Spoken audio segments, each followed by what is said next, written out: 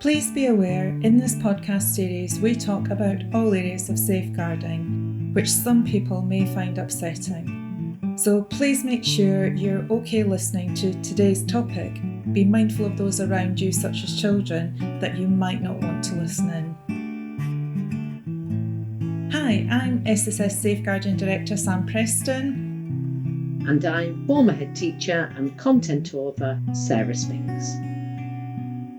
Hello and welcome back to Safeguarding Conversations. In today's episode, we're discussing the Children's Wellbeing in Schools Act 2026 and why many safeguarding professionals are describing it as one of the most significant shifts in children's social care and safeguarding policy in recent years. The Act is really comprehensive and is divided into 3 parts, which focus on different aspects of safeguarding. So we'll be taking each part of the Act in 3 linked podcasts. Today, we are focusing on part 1, and that's children's social care and wellbeing. So part 1 is arguably much bigger in terms of what it signals about the future direction of safeguarding systems, family intervention, and multi-agency working. So, Sara, we've both reviewed the Act. Why do you think this part of the Act is so important?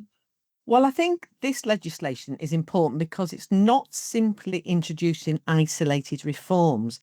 It's signalling a much broader shift in how safeguarding is being understood nationally.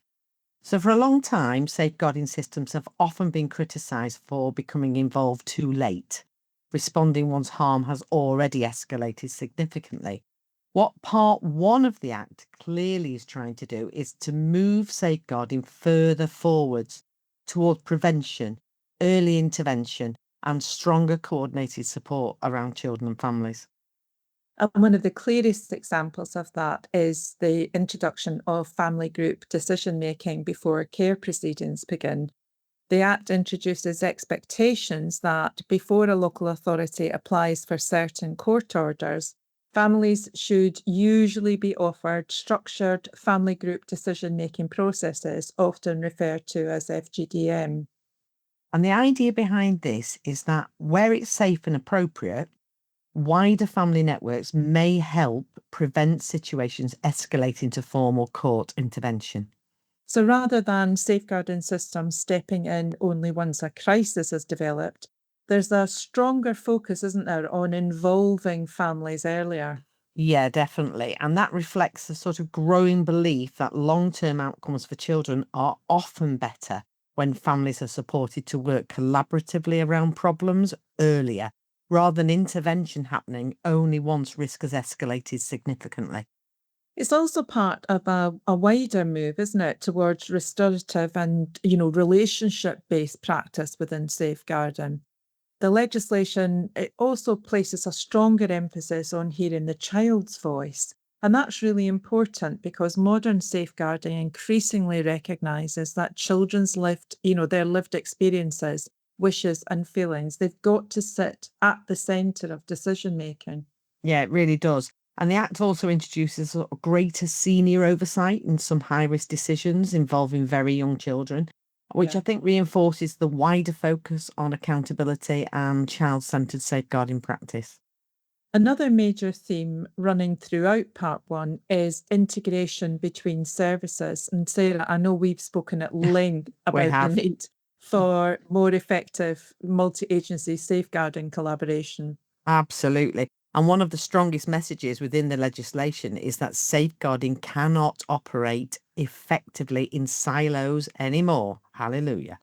Schools, colleges, childcare providers, health services, police and social care are expected to work together more formally and consistently than before.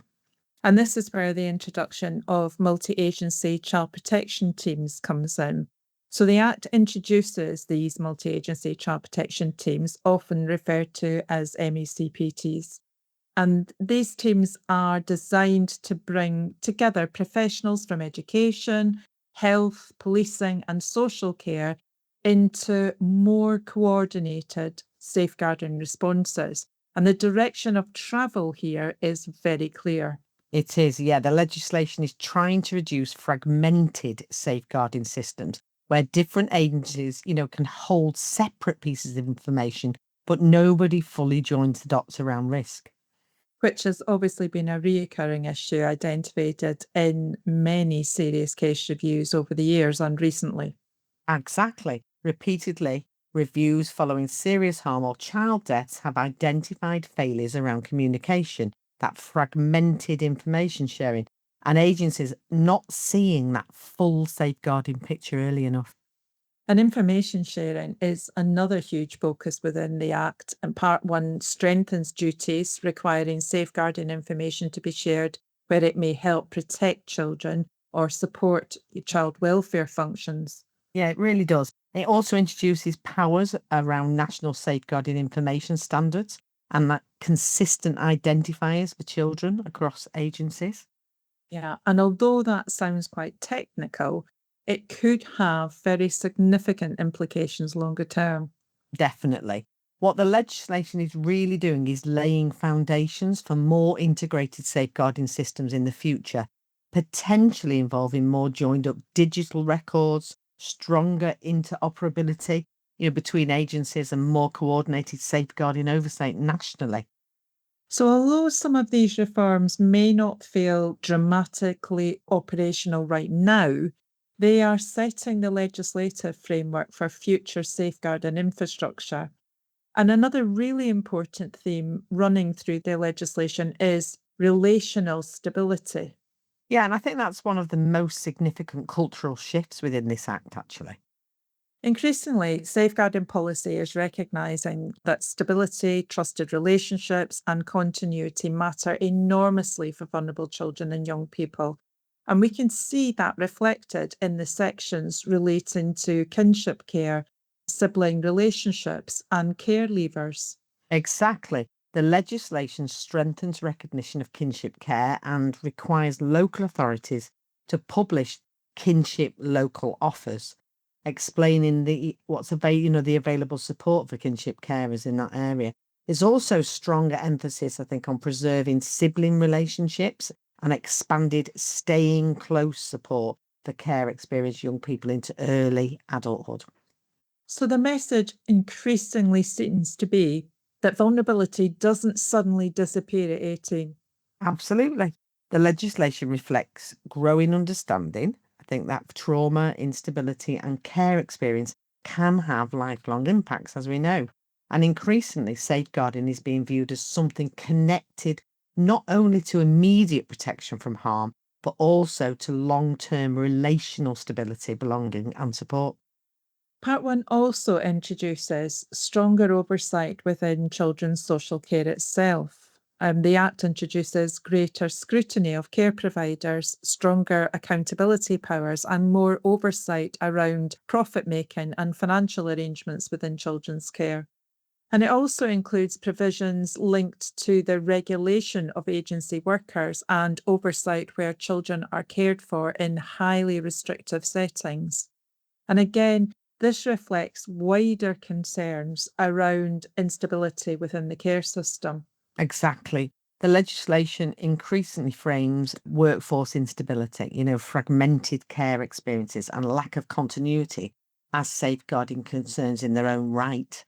Mm. There's growing recognition nationally that safeguarding isn't only about immediate risk management, it's also about creating stable, safe, and consistent care environments.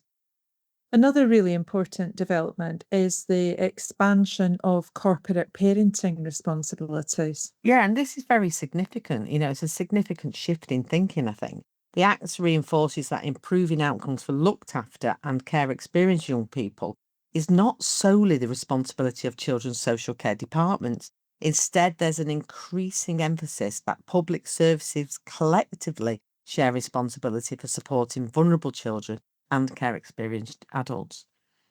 And finally, the legislation also begins laying the foundations for future online safety regulation. Yeah, it really does. Part one includes provisions links to VPN services, social media, and children's online wellbeing. Now, many of these sections are less about immediate operational changes and more about creating powers, I think, for future regulation around age assurance, harmful platform features, and children's access to high-risk online environments. And I know we'll speak more about this in part 3, which focuses on this topic. Yeah. But, this clearly links to wider concerns around online exploitation and digital harm. The reforms, they really build upon the Online Safety Act and reflect growing concern around cyberbullying, harmful sexual behaviour online, live streaming risks, addictive platform design, and AI-generated abuse, of course. Absolutely. And again, the legislation is laying that groundwork for future safeguarding developments rather than simply responding to current issues alone. And when you step back and look at the overall picture, this feels like legislation that's trying to reshape safeguarding systems over the long term, I think. Yeah, I think that's exactly right, Sam. But I think part 1 of the Children's Wellbeing in School Act 2026 increasingly frames safeguarding as a coordinated system built around prevention, earlier identification of vulnerability, stronger family support, and integrated multi-agency working.